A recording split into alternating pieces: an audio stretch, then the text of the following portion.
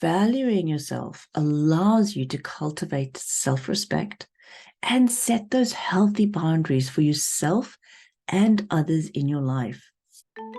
Are you struggling with your digital marketing efforts? Do you want to simplify and automate your marketing process but don't know where to start? Well, look no further, my friend. The Simple Marketing Solutions podcast is for you. I'm your host, Amita, and I'm going to guide you through the journey towards marketing success. Our podcast is the ultimate destination for small business owners just like you who are trying to find help and inspiration with their digital marketing efforts. We bring you the experts who share their strategies and advice that works. So, tune in every Wednesday to the Simple Marketing Solutions podcast wherever you get your podcasts. And let's grow your business together. Remember to make sure that you're getting every ounce of advice every week from the podcast. Subscribe to the channel so you get notified when the new podcast releases every Wednesday. Also, if you know 2 to 3 people who could get value from this podcast, please do share it with your network so that they too can benefit from learning something new. This week, I am unpacking Setting Healthy Boundaries, a guide to valuing yourself. Now, I know that this is a really deep topic, and we only have a limited time here today, but I really wanted to start with unpacking, well, why is this important? There really are several reasons, and this story is going to highlight the most important one. When I started in private practice, one of the things that I struggled with initially was the number of people that would not show up for their appointment at the specified time or just wouldn't show up at all. And then there were also many people that were coming in and calling at the last minute to tell me that they couldn't make the appointment. So what that meant was that I was losing time. I was also not able to use my time efficiently because I had set that time aside for them, but they weren't appearing for their appointment and consultation. And I know that it's easy to blame them for this, but what I realized was when I started working with a coach, she brought it up. And because I kept complaining to her, you know what? I have these no-shows. I have these cancellations who call just a few minutes before their appointment, preventing me from filling that space. And it's really leaving me frustrated and making me feel or wonder to myself, well, what is it that I'm doing wrong? And the advice from my coach was, Amita, it's time to start working on you. You need to value yourself. You need to value your time. And I needed to learn this. I needed to understand what I needed to do to see myself as the expert that people were seeking out advice from and realizing that my time is valuable and therefore I should make sure that people respect that, but I needed to respect it first. I started implementing 3 tools into my practice at that time, and it changed the business to a 99% show up rate. Yeah.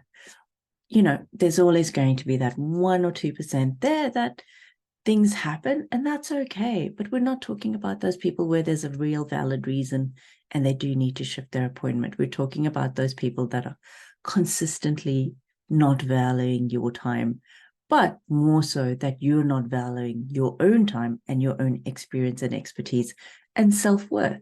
So what does this mean to value yourself in business? Well, it means that you believe you are worthy of love, respect, success, happiness, all those good things. You believe in yourself. And it's really different to being selfish because that comes from a place of all about you and to the detriment of others around you. Valuing yourself allows you to cultivate self-respect and set those healthy boundaries for yourself and others in your life.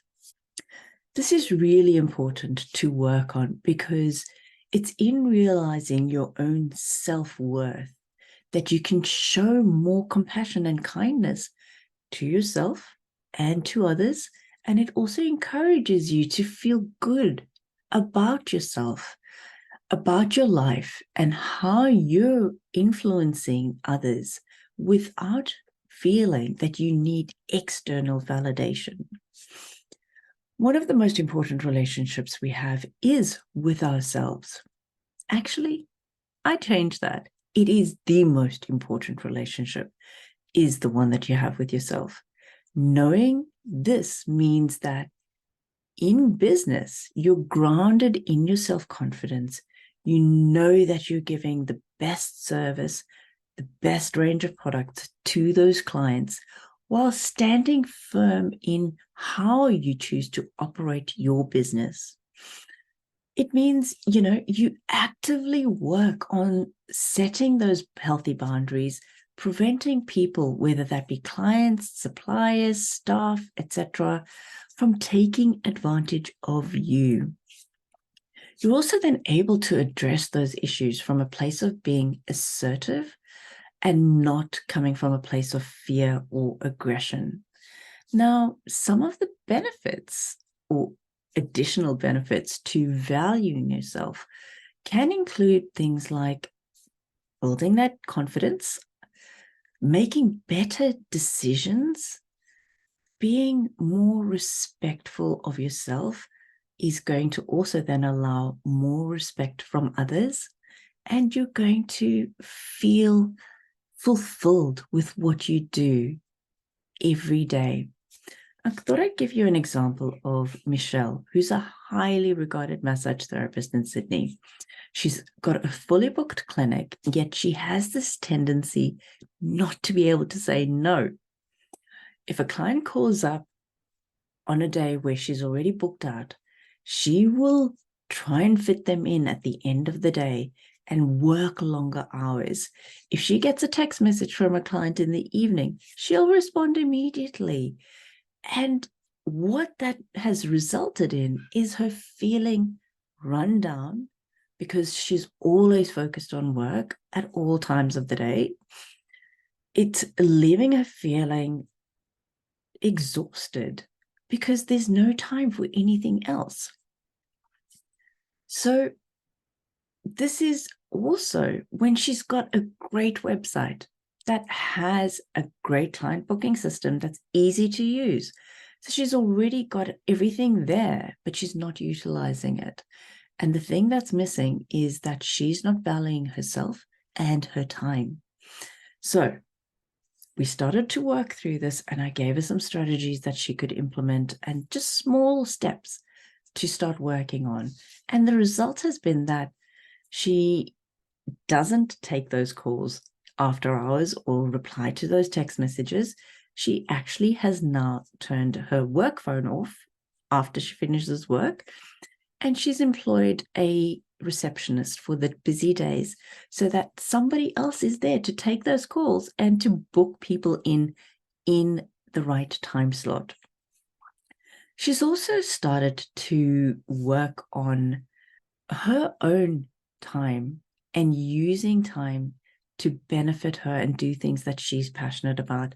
It's allowed her to spend more time with her family, and she's gone on a holiday for the first time in over 3 years, which is fantastic. So those are the things that can happen when you start valuing yourself, start valuing who you are, and understanding that it starts with you. Your self-worth, your self-respect are the most important things before being able to help or support anybody else. So you might be thinking, well, okay, what can I do to work with my own self-worth, my own valuing of myself? Well, I thought I'd share 7 tips with you. Number one is to identify your strengths and weaknesses. Everyone has strengths and weaknesses. We know that. Once you've identified what your strengths are, you can focus on developing them and using them to your advantage. So, for example, if you're great at speaking to people in person versus on the phone, then practice those tough conversations through role playing with a friend or a colleague. So that when you're faced with that situation of, for example, taking payment for the time you've actually spent speaking with a client that just popped in for a pickup of a product and you ended up spending 30 minutes consulting with them about their health, then you can be confident in that conversation and let them know that, hey, I've spent 30 minutes here and this is the product that I'm giving you. I'm also going to be charging you for that time. Or even better, before they start talking, you can say, here's your product. If you do need further assistance, let's book you in and sit down and I can give you my full undivided attention and be able to charge for that then as well. So it's really important that you start making sure that you value your time. Setting realistic goals is also important. These changes, when we're talking about self-worth and valuing yourself, are not things that can happen overnight. So when you start making small steps, small goals, and putting those in place so that you start feeling you've got the momentum, you're making the changes, you can see them happening, you'll gradually reach that bigger goal. This, to me, number 3, is one of the most important ones, and that is taking care of yourself. I talk a lot about this, and I really am adamant about the importance of this, because if we're not looking after ourselves, if we're neglecting our exercise, our food, our lifestyle, those are the routines that can ground you, that are there to set you up for your day, for your week, for your business, to be able to give the best of yourself to everybody else. Yet when we let those things go, that's when everything else can start to fall apart. So really make sure that you're putting those routines back in place. Number 4, challenge yourself. Take those steps out of your comfort zone to help to build your confidence.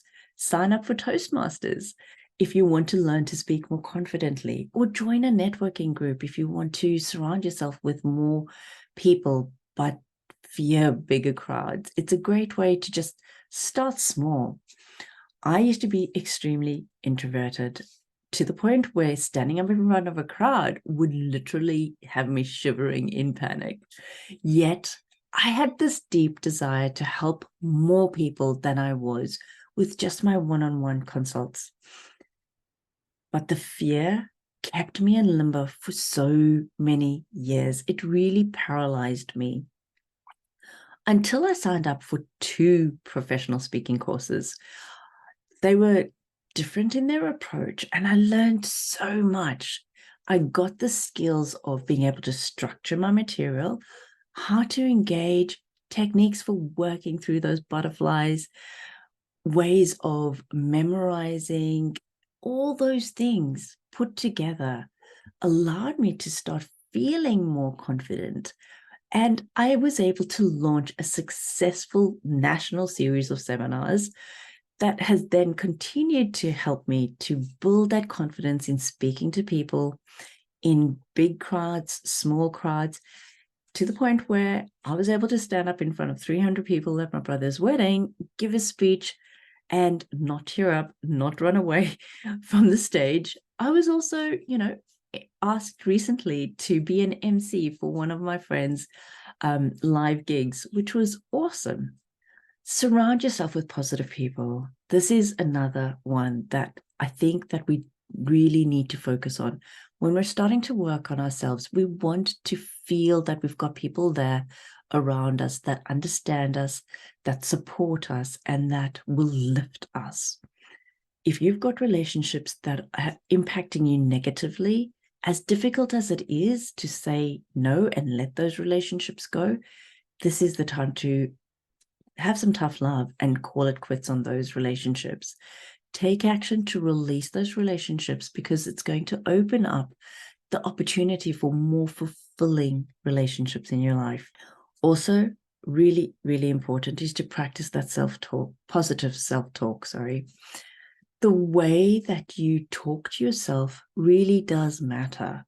The simple things of, if you catch yourself in a negative self-talk cycle, just stop, take a deep breath, and just count backwards from 5, reset, and start again. The last thing that I wanted to share was to seek professional help. As much as we can rely on our friends, our family for support, sometimes we need to speak to somebody professionally to be able to give us more tools that can help. That could be a counselor, a psychologist, even a coach can support you through helping you to work through these techniques. All of them are going to help to give you a plan to build your self-confidence and be the best that you can be. Building self-confidence and standing up for yourself is a journey, my friend. It's not a destination.